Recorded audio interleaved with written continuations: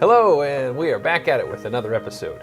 Last time we got together, we were talking about organizational knowledge and the new requirements to capture it, which somewhat implies that you're going to have to change your training processes a little bit. Yeah, it's definitely going to input it or impact the training process, which I thought would make a great segue for the topic we want to talk about today. Yeah. Oh, by the way, have you ever ridden a Segway? Those are a blast. I have. I hope you're not planning on riding one now. Yeah. So yeah, today's topic, it does relate to last week, which is competence and awareness.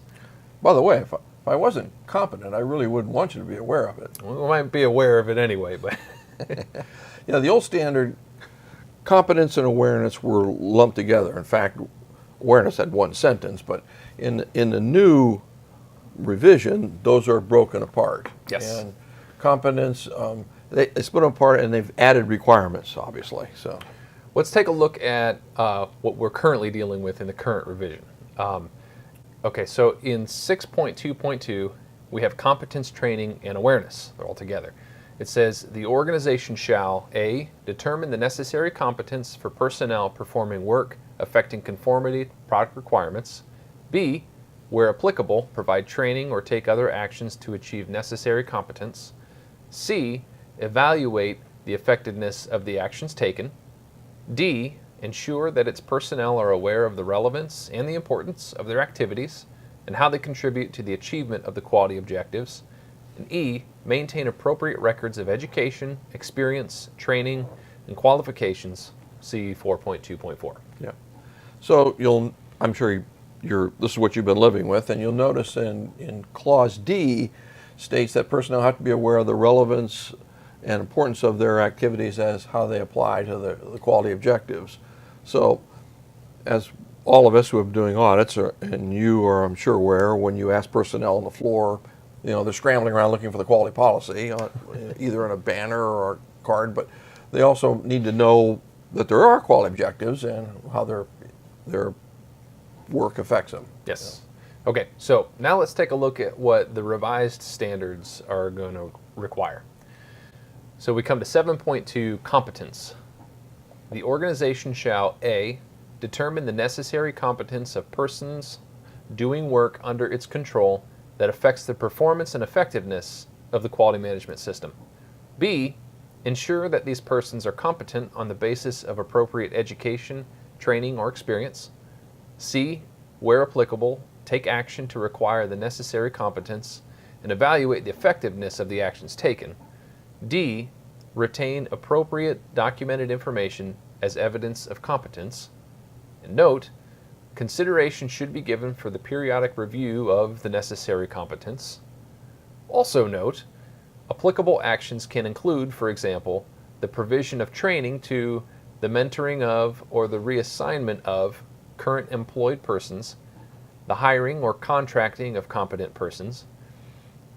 Well, this is pretty much what was in the standard that you're used to, with the exception of the added requirement of they must periodically review for necessary competence. Are they talking about reevaluating the training or reevaluating personnel competence? It doesn't say, but I would think both.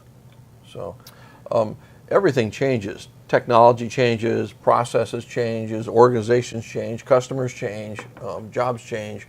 So that's going to require changes in training. So you got to review your training module and make sure it's keeping up with that, as you also should be reviewing, evaluating the personnel to see whether they're still competent. Like a annual evaluation or performance review, that kind of a thing? That would be one way, an obvious way to do it, but it's up to you how you do it.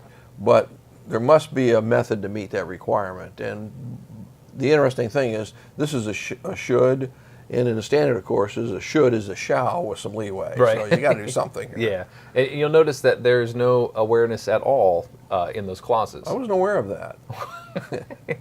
The new standard devotes a whole clause to awareness, and so we're going to pick that one up. So when we continue, we'll talk about what that awareness is. Learn all about AS9100 Rev D with our new online course. This is the best resource to rapidly get you caught up on what's changed and what's new. Our course guides you through each part of the standard and teaches you how to implement it within your own organization. Each section is broken into bite-sized pieces, allowing you to work through the standard at your own pace. You can access the course as many times as you want, making this the #1 resource for when you need a quick refresh on a specific topic. Buy it today and get the guidance you need to achieve your Rev D certification. Okay, so what does awareness mean? Well, in one sense, it kind of means that I'm aware you're sitting there and I'm aware my coffee's getting cold. Like, You might want to revisit the competence section again. Awareness is described in 7.3 of the revised standard. yeah. So it's interesting that they've added so much to this requirement that all employees are going to have to really be involved in the QMS. I mean, it's not like the current standard. Yeah, gone are the days of when everyone, except for the management rep, just had to know where the quality policy sign was hanging. Yeah. So as an auditor, I would ask people as we're doing audits, are you aware of the quality policy? Do you know what it is? And they, of course, would scramble around to pull a card out or find it someplace. And you would ask them, how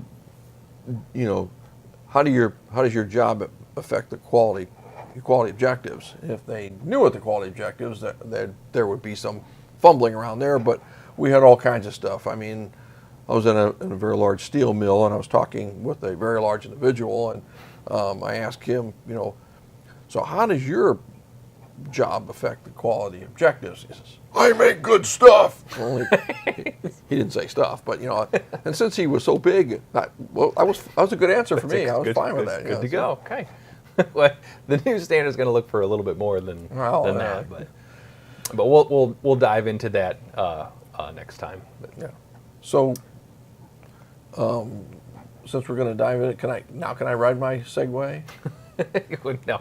Last time you rode a Segway, you drove that thing off of the dock into Long Beach.